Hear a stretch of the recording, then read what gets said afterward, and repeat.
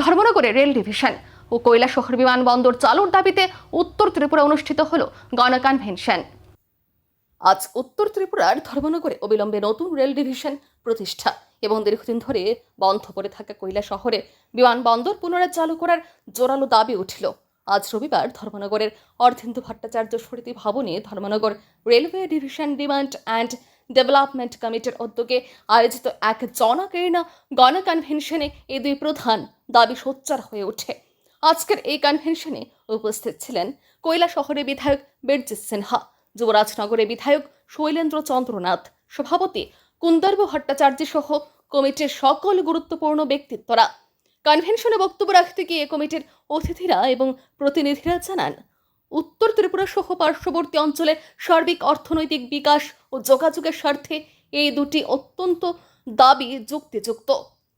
Rail ডিভিশনের যৌক্তিকতা কমিটির পক্ষ থেকে জানানো হয়, ভারতের বিশাল রেল পরিমণ্ডলে বর্তমানে 19টি জোন এবং 70টি ডিভিশন কার্যকর রয়েছে।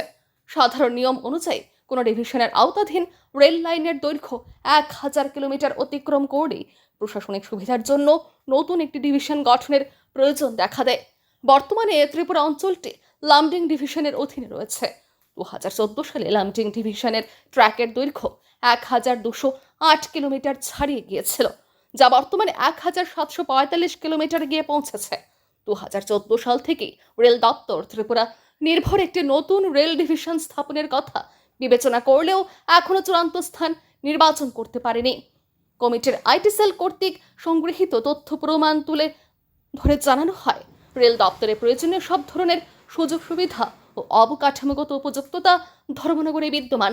তাই ধর্মনগরে নতুন রেল ডিভিশন স্থাপনের জন্য কেন্দ্রীয় সরকারের কাছে জোর দাবি জানানো হয়। কৈলাসহর বিমানবন্দর ও জাতীয় নিরাপত্তা কনভেনশনে 1990 সাল থেকে বন্ধ হয়ে থাকা কৈলাসহর বিমানবন্দর চালুর বিষয়টিও অত্যন্ত গুরুত্বের সাথে উত্থাপিত হয়। রানওয়ে বৃদ্ধি না করায় বিমানবন্দরটি 3 দশকেরও বেশি সময় ধরে অচল অবস্থায় রয়েছে। এর ফলে উত্তর ত্রিপুরা, ঊনকোটি এবং ধলাই জেলার প্রায় 20 লক্ষ মানুষকে যে কোনো জরুরি প্রয়োজনে প্রায় 6 ঘন্টার দীর্ঘ পথ পাড়ি দিয়ে আগরতলা বা শিলচর বিমানবন্দরের উপর নির্ভর করতে হচ্ছে। এয়ারপোর্ট অথরিটি অফ ইন্ডিয়ার নিয়ম অনুযায়ী বড় বিমান চলাচলের সুবিধার্থে বর্তমানে থাকা 70 একর জমির পাশাপাশি আরও 135 একর জমি অধিগ্রহণের প্রয়োজন, যা রাজ্য সরকারকে ব্যবস্থা করার কথা বলা হয়েছে। এছাড়াও ভৌগোলিক ও কৌশলগত দিক তুলে ধরে বলা হয়, মাত্র 10 কিলোমিটারের কম দূরত্বে সীমান্ত সংলগ্ন বাংলাদেশের শামশেরনগর বিমানবন্দরকে সামরিক কাজে ব্যবহারের উপযোগী করে তোলা হয়েছে। 1971 সালের মুক্তিযুদ্ধে কৈলাসহর ও কমলপুর বিমানবন্দর গুরুত্বপূর্ণ ভূমিকা রেখেছিল। ফলে জাতীয় নিরাপত্তা বজায় রাখা এবং 3 জেলার লাখ লাখ মানুষের ভোগান্তি কমাতে অবিলম্বে জমি অধিগ্রহণ করে কৈলাসহর বিমানবন্দর চালুর দাবি জানানো হয়।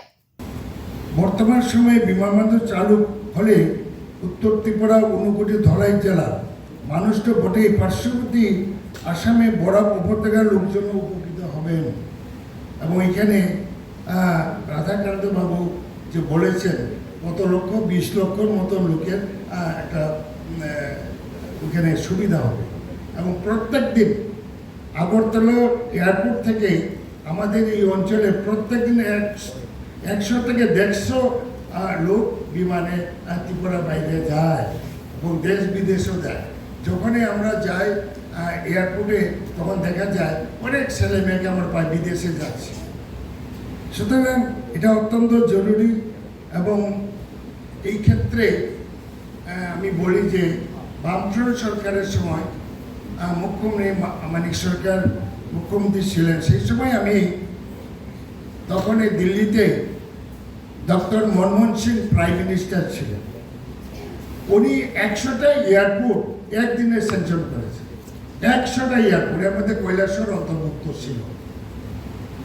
এটা দেখার পরে আমি চিফ সেক্রেটারি, নামটা ভুলে গেছি, ওনাকে আমি ফোন করলাম, এই যে চিফ সেক্রেটারি সাহেব, এই যে 100টা এই ব্যাপার আপনাকে পাঠাই, তো আমি পেয়েছি, তাহলে কৈলাসহরে বিমানবন্দরের কাজ শুরু হয় না কেন? আপনি কি সাহায্য করবেন? আমি এক পায়ে দাঁড়িয়ে আছি। তখন আবার মমতা ব্যানার্জির নন্দীগ্রামে একটা আন্দোলন চলছিল, ভাবছিল জমি অধিগ্রহণ ইত্যাদি হলে আমি বাধা দিতে পারি। আমি এক পায়ে দাঁড়িয়ে আছি। তখন উনি বললেন তাহলে চিফ মিনিস্টারের প্রোগ্রাম করে নিই, আমরা আজকেই ঠিক করো, আমি ফুল কোঅপারেট করব। চিফ মিনিস্টার মানে সরকারের প্রোগ্রাম হলো, মিটিং হলো সার্কে রোজ, এবং এয়ারপোর্টের পতাকা টাঙানো হলো কোন দিকে কী হবে, পুরা টিম এসে।